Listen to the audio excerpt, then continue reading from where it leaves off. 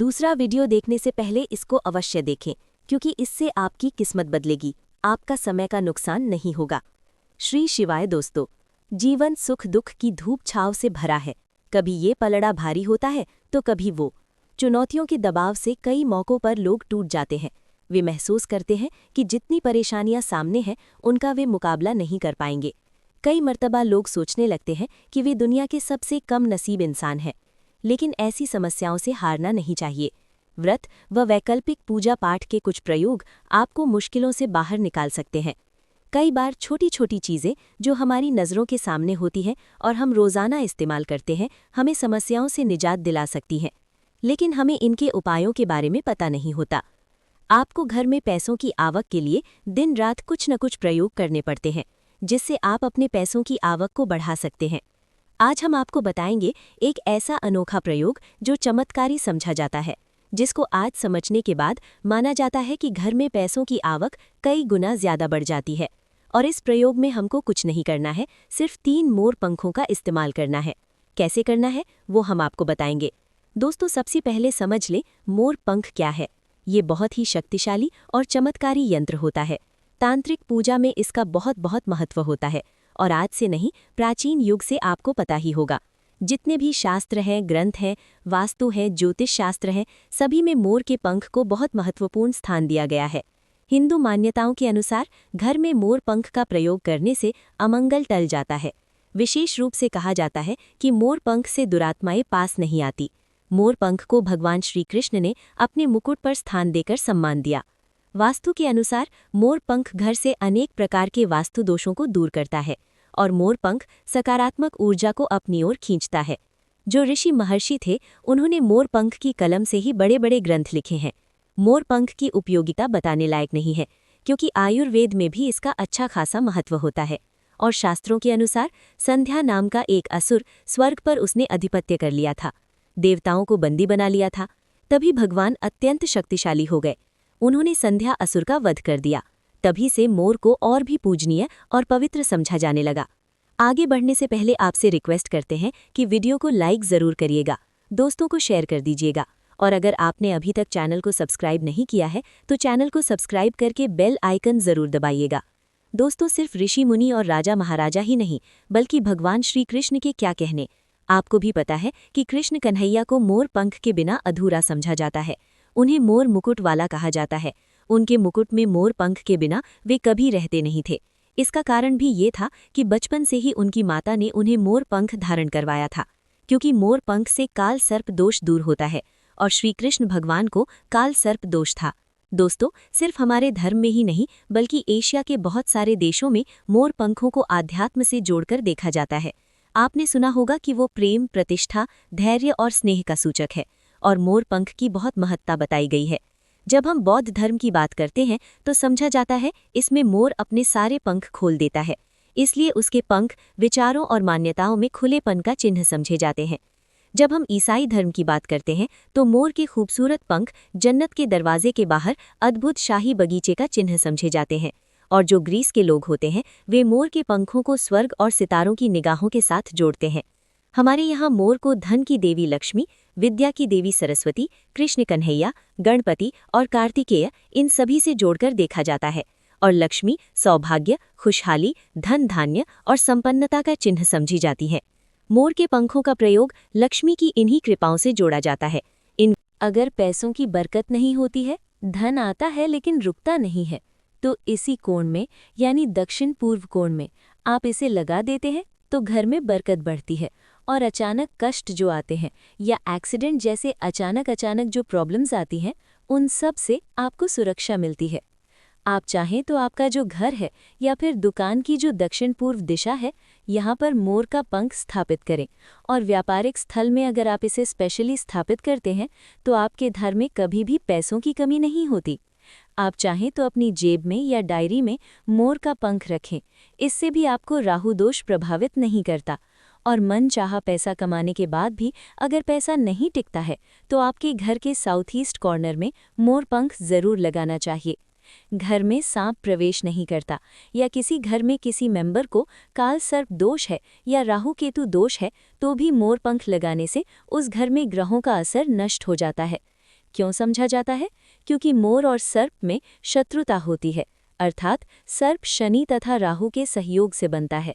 और यदि मोर का पंख घर की पूर्वी और पश्चिमी दीवार में या आपकी जेब और डायरी में रखा जाए तो राहु का दोष कभी आपको परेशान नहीं करता।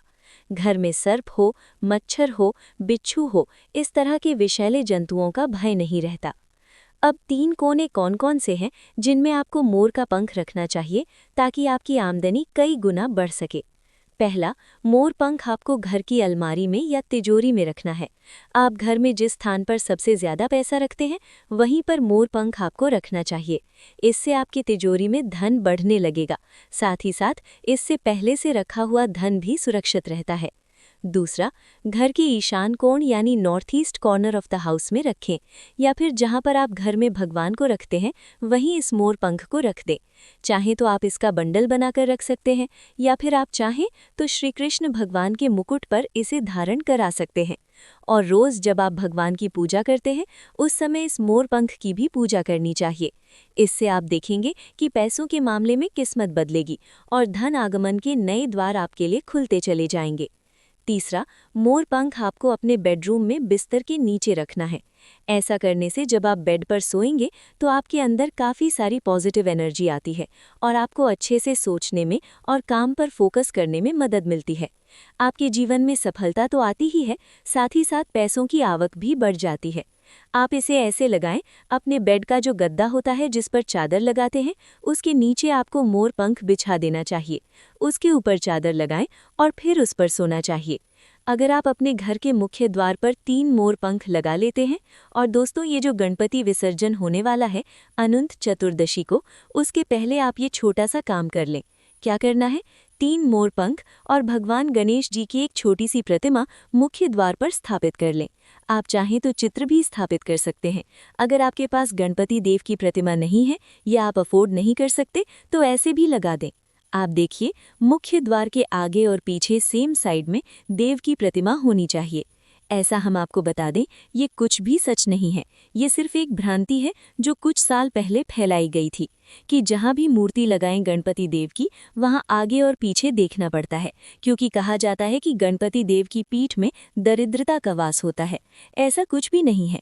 गणपति देव उतने ही पवित्र हैं जितने आगे से हैं उतने ही पीछे से भी हैं। इसलिए कभी भी मन में किसी तरह का वहम या विचार न रखें। हमेशा गणपति देव की एक छोटी सी प्रतिमा अपने घर के मुख्य द्वार पर लगाएं, उसके साथ 3 मोर पंख लगाएं और फिर देखें कि घर में कैसा माहौल बनता है। तो दोस्तों, ये प्रयोग जरूर कर लीजिए।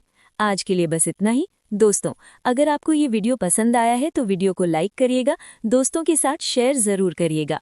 आप क्या करना है, जो कागज आपने लिया है, ठीक है ना, अगर शत्रु का नाम पता है तो मान लीजिए, अगर शत्रु का नाम नहीं पता है या शत्रु बहुत है या गुप्त शत्रु हैं जिनके बारे में आप जानते ही नहीं, क्योंकि देखिए, गुप्त शत्रु का कोई पता नहीं लगा सकता।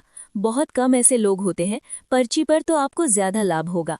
इससे क्या होगा, आपके जितने भी शत्रु हैं, 2 हैं, 3 हैं, 4 हैं, 1000 हैं, कितने भी हैं, सभी परास्त हो जाएंगे और सभी आपके जीवन से दूर हो जाएंगे। मतलब उनकी पूरी ताकत खत्म हो जाएगी। वे आपका कुछ भी नहीं बिगाड़ पाएंगे। वे कितनी भी कोशिश कर लें कि आपका नुकसान करना है, धन हानि करनी है, व्यापार खराब करना है, लेकिन वे सिर्फ सोचेंगे, कर कुछ नहीं पाएंगे।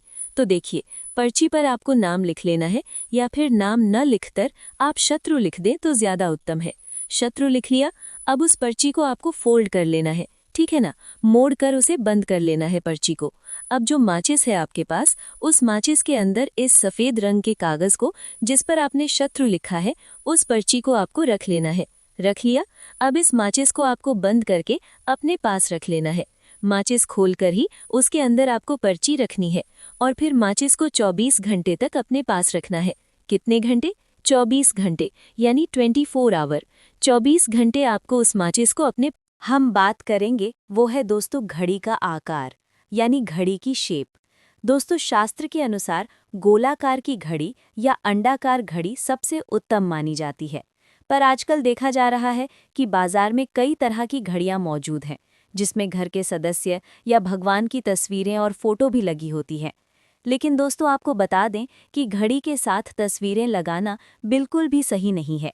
इससे आपके घर के सदस्यों के जीवन पर समय का असर देखने को मिल सकता है और किसी भी तस्वीर को घड़ी में बिल्कुल भी नहीं लगाना चाहिए, क्योंकि भगवान की तस्वीर को रोज धूप, दीप, अगरबत्ती और पूजन की आवश्यकता होती है, और घड़ी तो कई महीनों तक धूल में पड़ी रहती है। इससे भगवान का अपमान होता है और ये शुभ नहीं माना जाता। हो सके तो घड़ी का आकार गोल और अंडाकार ही पसंद करें।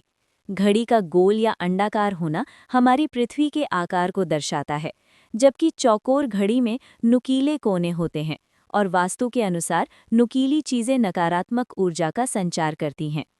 दोस्तों, अगली बात जिसका आपको ख्याल रखना है वो ये है कि घड़ी को स्वच्छ रखें, साफ सफाई का ध्यान रखें और धूल जमा न होने दें, और कहीं से भी घड़ी टूटी फूटी नहीं होनी चाहिए।